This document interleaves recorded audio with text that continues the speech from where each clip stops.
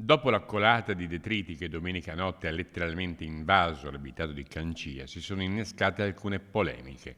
Ad accendere un ambientalista di vecchia data. Ho depositato un'interrogazione perché voglio capire il perché il sistema di allarme, ovvero le sirene, sono intervenute a danno avvenuto e anche per capire perché non è funzionato il sistema degli SMS.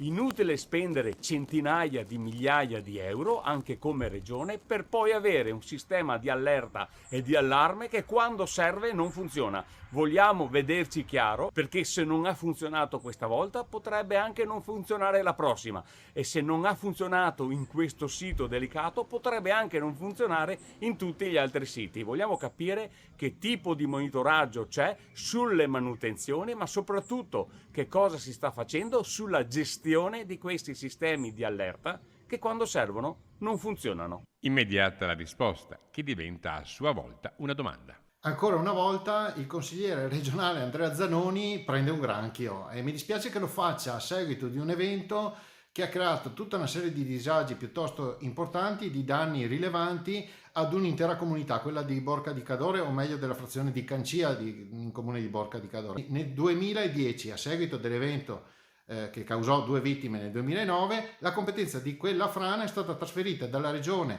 su richiesta della popolazione all'ente provincia. Quindi le opere le ha gestite la provincia, le ha fatte la provincia, continua a essere una frana gestita interamente dall'ente provincia. Io invece ribalterei la questione e chiederei ad Andrea Zanoni come mai un paio d'anni fa ha sostenuto in maniera importante la volontà da parte della provincia di realizzare nell'area che è individuata non da me ma dall'autorità di bacino distrettuale come area a massimo rischio lì di recuperare il villaggio esistente per farci il villaggio olimpico. Questa è la domanda che andrebbe posta, che dovrei interrogare io Zanoni sulla questione e non farmi interrogare su questioni che non riguardano la regione.